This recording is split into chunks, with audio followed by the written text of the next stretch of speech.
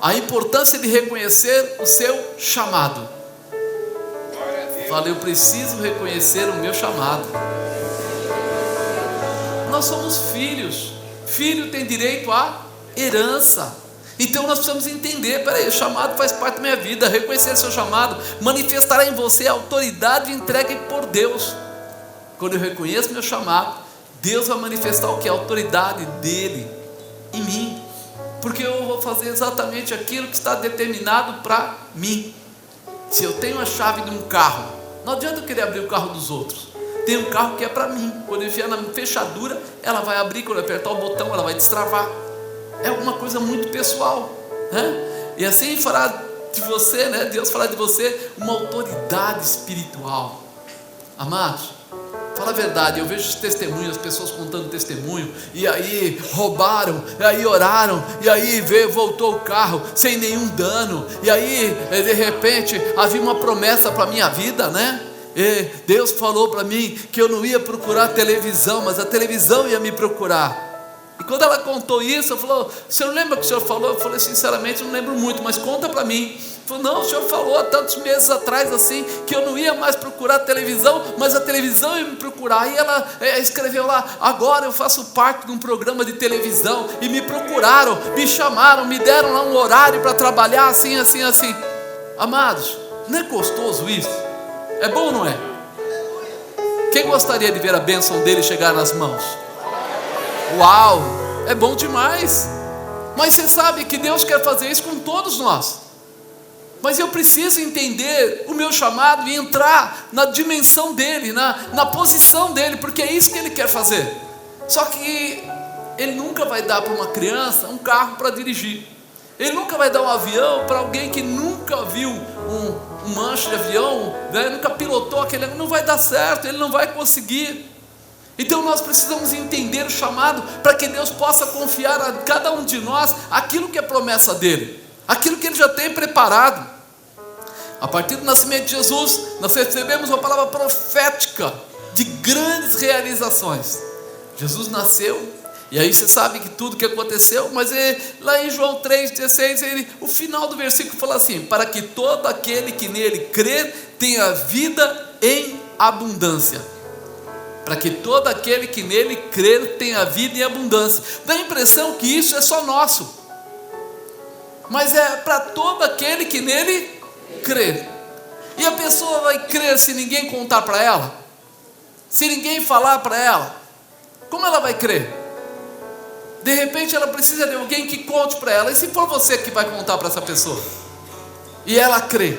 Ou seja, a bênção do Senhor, essa liberação, ela vai além quando passa por você e você entende o seu chamado. Porque ele disse aqui: para todo aquele que nele crer tem a vida em abundância. Ou seja, peraí, todo aquele que crer, se eu for a pessoa que falo, ele crê, ele também é salvo.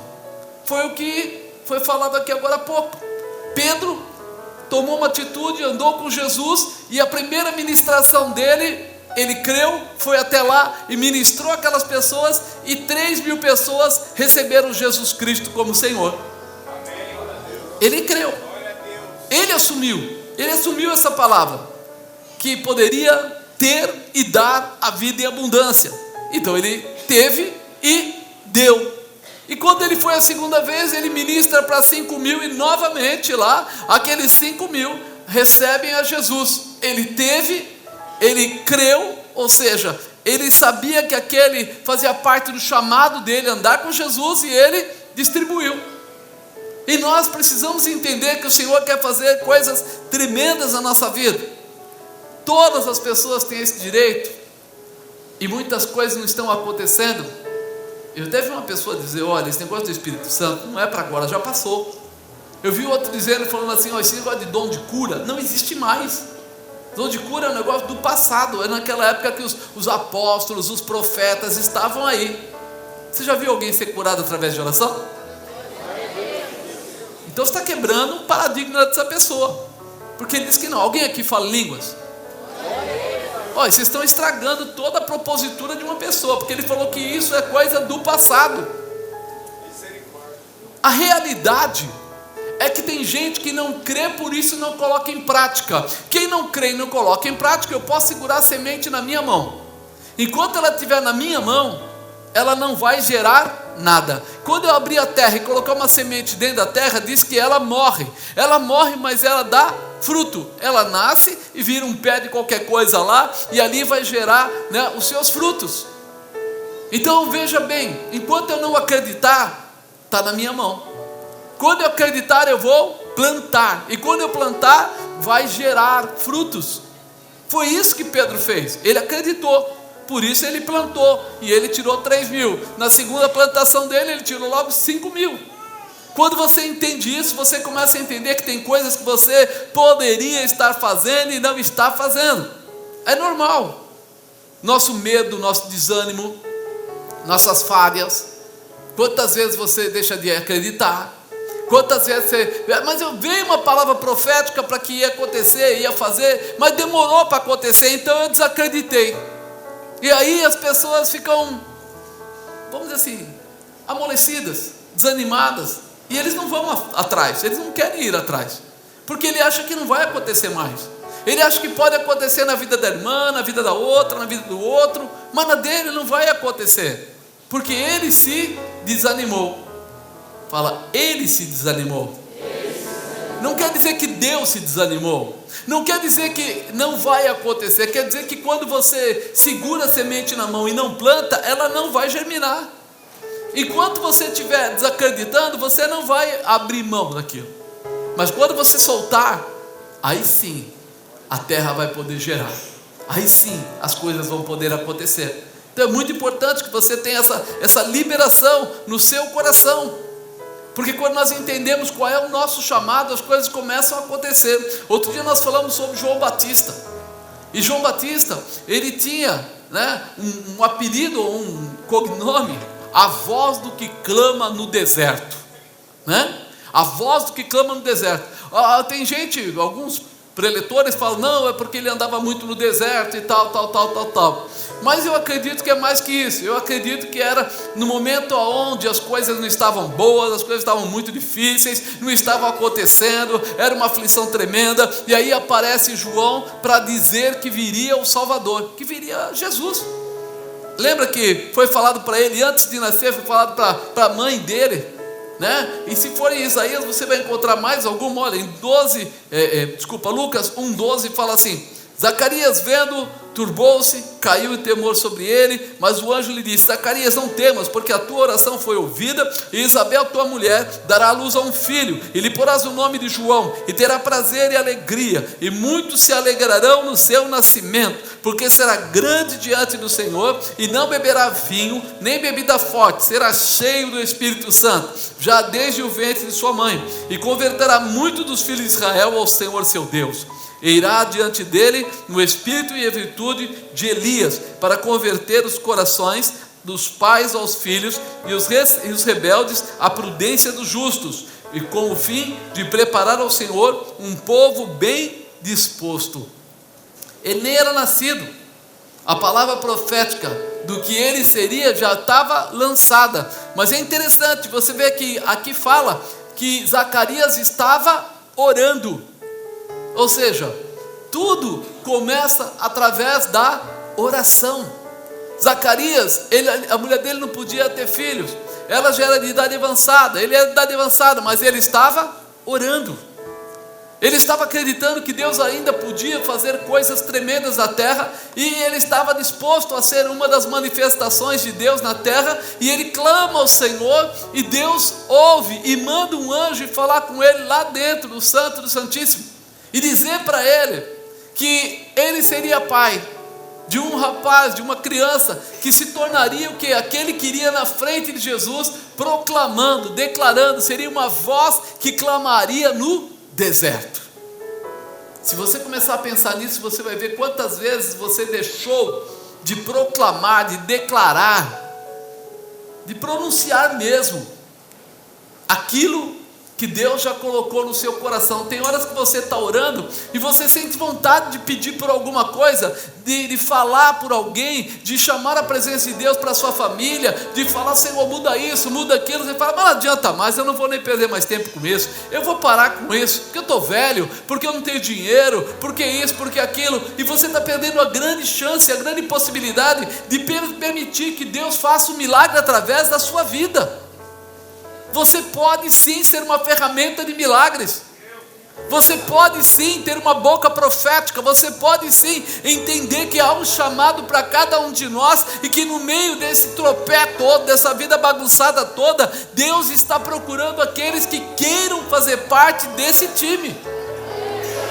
Nós às vezes não entendemos isso, nós não aceitamos isso. Tem pessoas que são maravilhosas, têm dons aí e estão no mundo. Aí fala: o que está faltando para ele? Olha, para ele ser um grande homem de Deus, só falta aceitar Jesus. Mas olha, é impossível. Por que é impossível? Porque nós não acreditamos no poder de Deus. Deus faz acepção de pessoas. Quem faz acepção de pessoas somos nós, que avaliamos que não vai acontecer porque aquela pessoa não está preparada, que ela não é, ou qualquer coisa. E de repente, do nada, ele anda com alguém e alguém fala para ele do amor de Jesus e ele se converte. Aí você fala: você vê, rapaz, nunca imaginei que aquela pessoa ia se converter. Nunca. Você nunca imaginou, mas Deus ainda é Deus, continua sendo Deus, tem poder para realizar, para pegar aquele coração duro e transformar. Porque a palavra de Deus diz isso, que a palavra de Deus é como uma marreta que esmiuça a penha. Martelo que quebra pedra. Então você fala: é pedra? Tudo bem, se a palavra entrar, a mudança acontecerá. Eu preciso ter essa convicção. Não adianta eu sentenciar, eu julgar. Adianta eu liberar a palavra profética. Adianta eu declarar a palavra profética. Porque se aconteceu isso comigo, eu não falei que minha sogra fez isso comigo? Ela falou, um dia ela estava lá cheia já de mim e do pastor Márcio, porque a gente ficava perturbando ela. Ela falou: chega. Eu falei: opa. Aí ela ficou nervosa, agora está nervosa.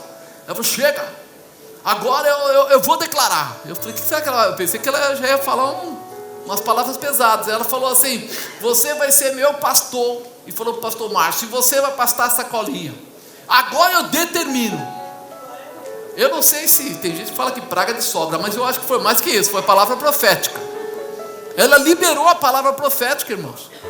E ela liberou de uma maneira tão confiante, tão confiada naquilo, que ela foi lá e fez uma campanha. Ela não só falou assim: eu vou mandar bater em você. Não, ela falou assim: você vai se converter, papapá. E depois ela foi lá, fez uma campanha lá, 7 semanas, foi lá na igreja, fez a campanha e fez uma oferta por mim e pelo pastor Márcio. E ela falou: eu vou dar R$100 pelo Marcos e R$100 pelo Márcio. Só que naquela época ela ganhava R$54. Como é que ela ia dar 200? Olha o que é o profético. Aí a bispa estava lá e ela costumava costurar a roupa da bispa e tal. E aí ela falou assim: dá um dinheiro para minha mãe, que ela sempre compra botão, compra coisas para mim. Dá um dinheiro para ela. Eu falei: eu só tenho R$100 no bolso, tinha uma nota de 100. Aí eu falei: então dá para ela. Quando ela pegou a nota de 100, ela falou: é Deus. Que Deus, dona Maria, que só vai fazer com esse dinheiro? Ela abriu a bolsa, tirou um envelope branco com o nome escrito Marcos na frente, e eu aqui, ó. Falei: só não vai dar isso na igreja, pelo amor de Deus. Ela falou: eu fiz um propósito. No dia seguinte, o pastor Márcio pegou e deu R$100 também. Não deu tempo de avisá-lo, ele estava dormindo. Aí no outro dia, quando ele deu R$100, ela falou: completou. Deus dá semente ao que? E a palavra profética nunca volta vazia. Ela tomou uma atitude de fé, sem ter o dinheiro, fez uma proposta para Deus de orar, de entregar uma oferta pela vida daqueles 2 sujeitos safados, né? Os 2 que ficavam alugando ela. E olha o que aconteceu: não pegou um, pegou logo os 2. Quando você entender isso, você vai entender que não tem marido difícil, que não tem filho difícil, que não tem patrão difícil, que não tem nada que Deus não possa mudar. Mas você não vai ficar falando para o patrão, você não vai falando para o filho, você vai falar para Deus. É Deus.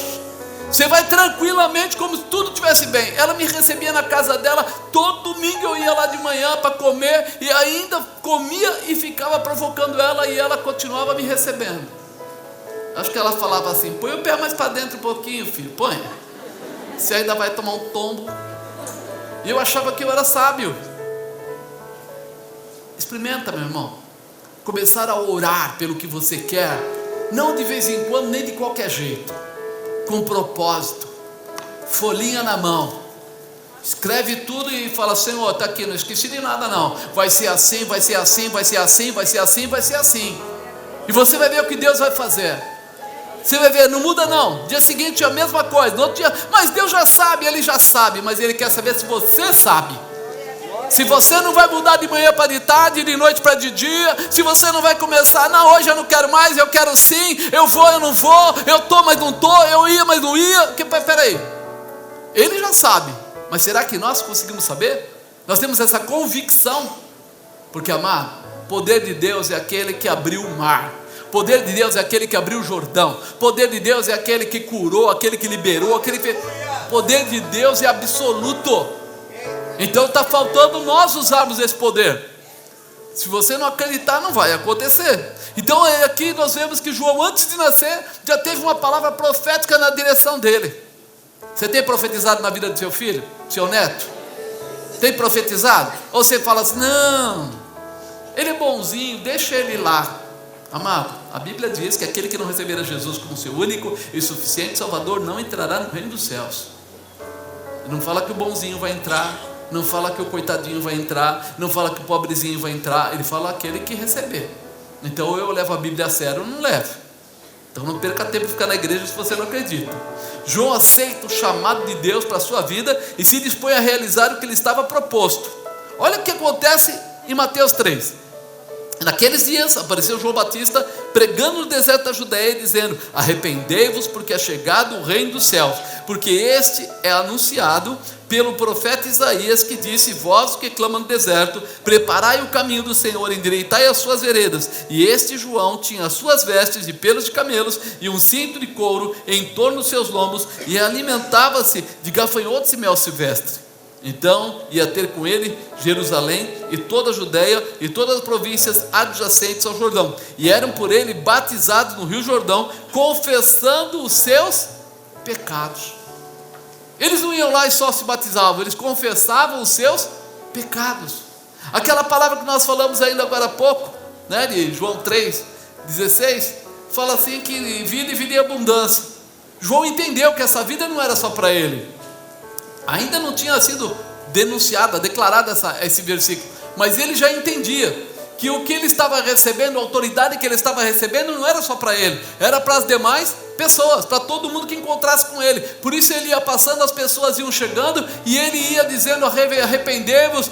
Até para os fariseus ele chamava de raça de víbora, e ele ia falando, alguns se arrependiam, chegavam lá, ele batizava, e ele colocava sempre essa declaração, que havia alguém que viria após ele e que esse batizaria com fogo.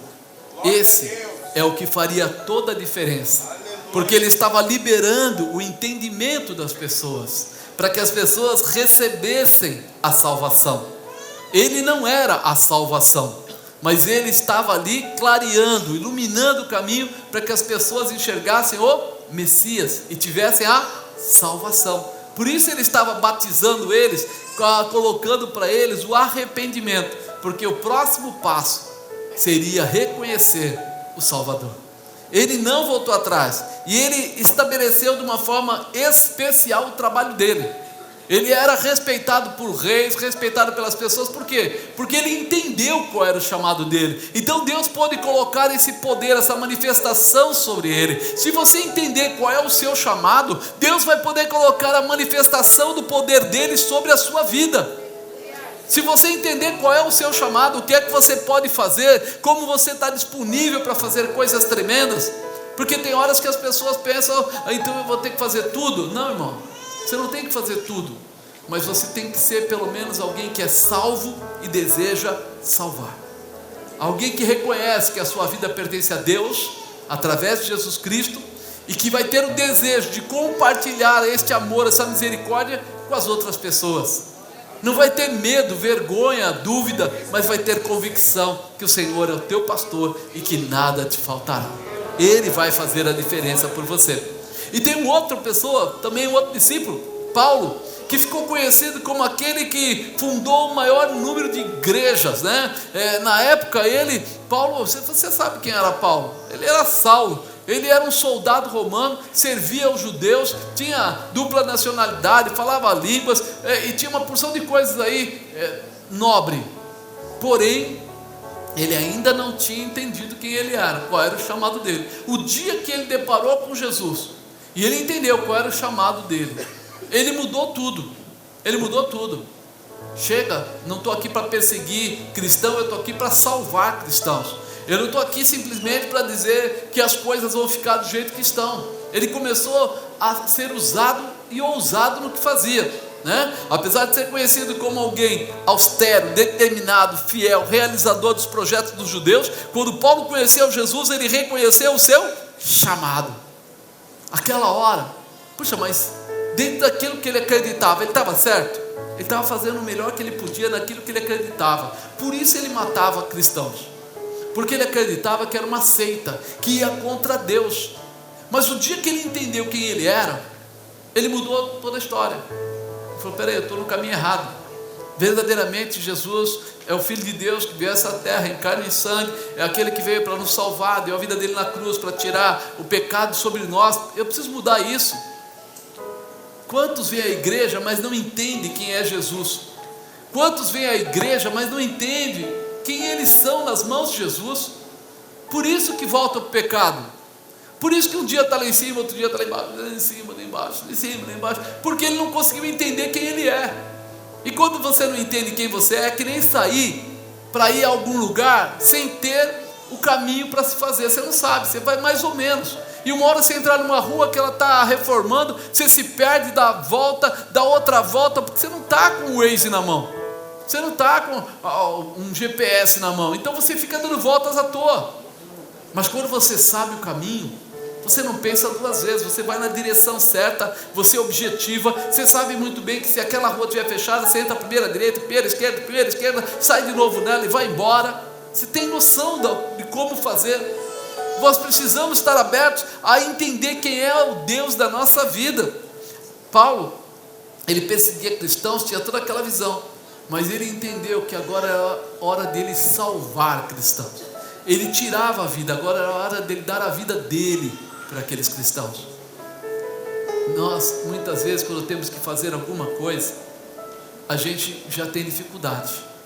Não, peraí, eu vou ter que orar, mas eu chego tão cansado do trabalho, eu vou ter que me disponibilizar, eu vou ter que ofertar na igreja, eu vou ter que ir na célula, eu vou ter que de repente parar e andar, o ponto de ônibus está longe, 200 metros, eu começo a colocar uma porção de porquês, mas espera aí, eu não tenho idade para isso, eu não tenho tempo para isso, é perigoso, e a gente vai perdendo a noção de uma grande realidade. A gente coloca muitas vezes tantos empecilhos, mas quando é para passear, quando é para fazer outras coisas, jogar bola, quando é para tantas coisas aí fora, o pessoal faz coisas muito mais difíceis, anda em lugares muito mais pesados, e ele esquece que agora é hora dele se dar a Deus, dele entrar numa dimensão com Deus poderosa, de ele ver os milagres de Deus acontecerem. Amados, eu não acredito que Deus te deixaria na mão se você passasse, sabe, no vale da sombra da morte, porque o que diz lá? Ainda que eu andasse pelo vale da sombra da morte, eu não temeria mal algum. Por quê? Sua vara e seu cajado me consolam. Ele está junto comigo, Ele está me guardando, Ele está me protegendo. Deus, quando você está fazendo as coisas com Deus, o Senhor está te guardando. Quando você está fazendo as coisas por vontade livre, própria, só a sua vontade, a sua carne, e aí você corre riscos perigosos, mas Deus sempre tem o melhor para colocar. Paulo, ele estava pronto a estabelecer locais onde as pessoas pudessem se encontrar para receber essas ministrações. Abrir uma igreja é difícil. Imagina, meu irmão, que ele andou pela Galácia, andou por tantos lugares, abrindo portas em todos os lugares que ele chegava. Ah, apóstolo, o senhor não sabe o que é cuidar de uma célula. Atos 1:25. E partiu Barnabé para Tarso, a buscar Saulo, e achando-o, o conduziu a Antioquia. E sucedeu que todo um ano se reuniram naquela igreja e ensinaram muita gente. Em Antioquia foram os discípulos pela primeira vez chamados de cristãos. 2 Coríntios 1:1. Paulo, apóstolo de Jesus Cristo, pela vontade de Deus, e o irmão Timóteo, a igreja de Deus que está em Corinto, com todos os santos que estão em toda a Caia. 1 Tessalonicenses 1:1. Paulo e Silvano e Timóteo, a igreja de Tessalonicenses, em Deus, o Pai, nosso Senhor Jesus Cristo, graça e paz tenhais em Deus, nosso Papa.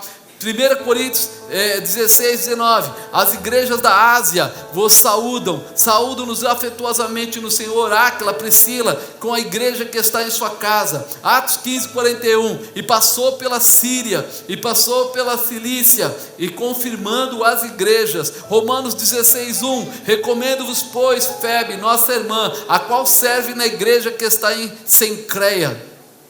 Amados, ele ia passando nos lugares, já levantava um líder de célula lá, já levantava um Timóteo. Por que você acha que tem nome de Timóteo o segundo? Já levantava um Timóteo e já estabelecia naquele lugar, vai ser na casa de Lídia, vai ser na casa do fulano, vai ser na casa do ciclano, e ele já ia colocando as equipes para poderem ficar nos lugares, e depois ele mandava cartas. Por isso que fala das cartas aos romanos, aos coríntios, aos gálatas, aos efésios, aos filipenses, aos colossenses, tessalonicenses, e mantinha contatos diretos com alguns deles que se tornaram líderes, Timóteo, Tito, Filemão e outros. Aí você fala: o que aconteceu? O que aconteceu é que ele entendeu o chamado dele. Então, se é para fazer, não faria meia boca, não faria de qualquer jeito, não faria uma célulazinha qualquer, não faria alguma coisa. Ah não, aqui não pode entrar vizinho, aqui não pode entrar qualquer pessoa, só pode entrar o João e a Maria, só pode entrar o Pedro. Não, todo mundo que estiver nas voltas que venham. Quando ele está pregando lá, de repente Tico lá cai da janela, todo mundo falou: ele morreu. Ele desceu lá, o pessoal falando para ele: morreu. Ele fez o quê? Abraçou aquele jovem, orou ali com ele e já colocou ele de pé e voltou para dentro. Quer dizer, quem estava morto ressuscitou, porque ele estava debaixo da palavra que ele estava ministrando. Se você entender o seu chamado, você vai ver o que Deus quer fazer com a tua vida, o que abaixo da raia quer fazer com a tua casa, o que quer fazer lá de repente com aqueles que estão ligados a você. Não é qualquer coisa, é muita coisa. Ele pregou para governadores, ele pregou para pessoas grandes. Ele estava no lugar, ele inclusive o versículo que ele diz lá: pregar em tempo e fora de tempo. Não importa. Ele chegava e ele falava: não, se eu cheguei nesse lugar, alguma coisa eu tenho para falar, alguma coisa eu tenho para fazer. Quando aquele navio naufragou e ele estava no navio, aí ele chega na terra, a serpente morde a mão dele, e o pessoal fala: maldito é ele, porque olha, ele estava no barco, o barco naufragou, era para terem matado ele, não mataram lá, agora a serpente morde a mão dele, ele vai morrer aqui. Ele põe a mão em cima do fogo, quem morre é a serpente, ele continua vivo. Aí chamam ele do quê? É um Deus. Por quê? Porque ele estava guardado por Deus. Ele vai para a casa de Públio, que é o governador da ilha, e o homem está morrendo lá de disenteria, com uma infecção especial, e ele ora e cura o homem também. E aí o pessoal fala: quem é esse homem? O que está acontecendo? Ele entendeu o chamado dele. Quando ele se dispôs, Deus colocou sobre ele autoridade e poder.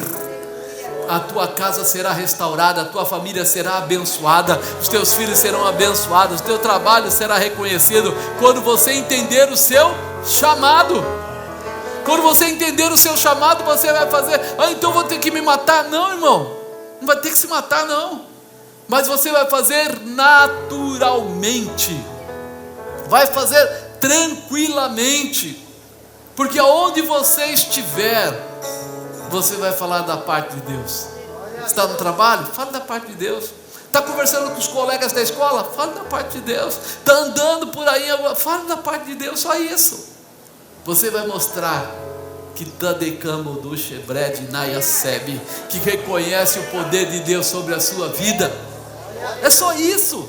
É tão simples. Deus quer fazer de você uma ferramenta poderosa, mas não quer fazer de você alguém desgastado. Não é isso. Não se preocupe com a dimensão do seu chamado. Porque tem gente que fala assim: eu não saberia falar como o pastor fala, como o pastor Ricardo falou, eu não saberia falar como de repente o pastor Rubens fala, eu não saberia falar como o pastor Fábio fala. Amado, a dimensão é na proporção que já é sua. Deus não ultrapassa limites. Tenho aqui um último aqui para a gente falar, que eu só trouxe ele realmente para você entender. Você já ouviu falar de André? Glória a Deus. André é um dos discípulos que se tornou apóstolo, mas você quase não ouve falar dele na Bíblia. Quase não ouve falar dele. Mas é interessante por quê? Porque Pedro chegou até Jesus através de André. Ele era irmão de Pedro. E aí, quando ele reconhece Jesus, ele volta e busca Pedro para ir com ele. E faz essa ligação.